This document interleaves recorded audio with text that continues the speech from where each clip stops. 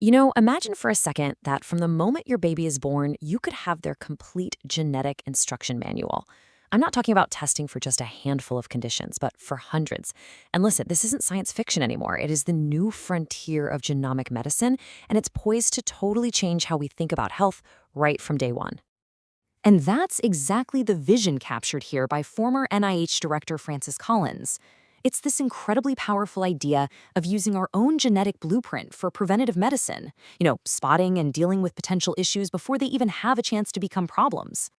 All right, so screening newborns for diseases is definitely not a new concept. For decades, that simple heel prick test has been a huge public health success story. But what we're talking about today, well, it's a massive leap beyond that. So let's really break down the difference here. On one side, you've got the standard screening. It's great, but it's looking for these signs of disease, these biochemical markers, for a few dozen conditions. But on the other side, we have genomic screening. This method doesn't just look for signs. It goes straight to the source and reads the instruction manual itself, the DNA, and it can screen for hundreds of conditions all at once. It's a total game changer. Okay, the promise is fantastic, right?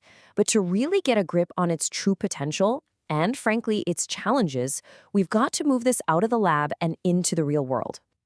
And to see how this all works in practice, we're going to dive into a major research study that came out of North Carolina. It's called Early Check, and it put this exact idea to the test. So the study screened almost 2,000 newborns.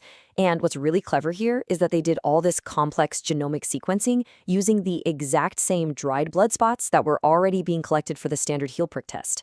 No extra pokes, no new procedures. The samples were collected, the DNA was sequenced, so what happened? What did they actually find? Let's get into the results. The first big thing to notice is that the vast, vast majority of babies, we're talking 97.5%, came back with a screen-negative result. But for a tiny fraction, about 50 infants in total, the screening came back flagged as screen positive. And this, right here, is the million-dollar question. Because a positive flag from a screening test is not the same thing as a diagnosis. The real work begins now, trying to figure out what that flag actually means. And this is where things get really interesting. Of those 50 positive results, only about half were actually considered true or probable positives, meaning they were very likely to lead to a real diagnosis.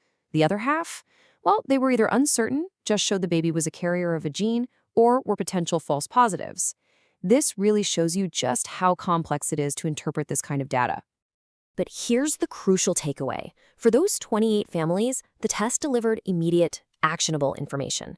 It meant they could get way ahead of a potential health issue with guidance, monitoring, and early management, sometimes years before any symptoms would have shown up. Now, that is the incredible power of this technology. But the Early Check study didn't just show us the amazing potential. It also shined a really bright light on the significant hurdles we still need to clear.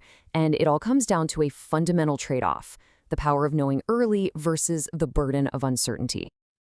And this question leads us straight into one of the biggest challenges in all of genomics, that murky, gray area of uncertainty.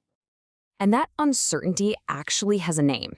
It's called a variant of unknown significance, or a VUS. Basically, this is when scientists find a little variation in a gene, but they just don't have enough data yet to know if it's harmless or if it might cause a disease down the road. It's a genetic question mark, and you can imagine the anxiety that can create for families and doctors. Which brings us to another critical question. This one about fairness and equity. Is this amazing tool just as effective for everybody? You see, the study itself was very open that its participants weren't a perfect mirror of North Carolina's diverse population. And this is a huge challenge in genomics because a lot of our genetic reference databases have historically been built using data from people of European ancestry. And that can make it much harder to accurately interpret the results for people from other backgrounds. So all of this means the path to making this routine is, well, it's complicated. We have to get better at figuring out what these uncertain VUS results mean. We have to minimize the stress from false positives. We absolutely have to ensure this technology works for everyone, regardless of their ethnicity. And then there are the massive logistical questions about data privacy, who pays for it, and how on earth you'd roll this out for millions of babies every year.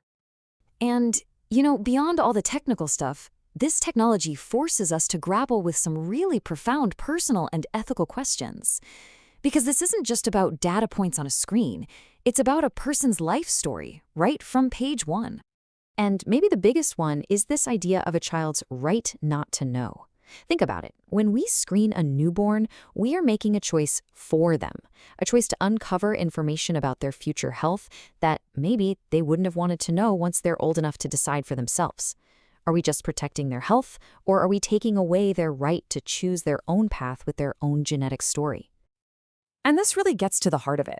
What does it actually change for a child to grow up with this knowledge?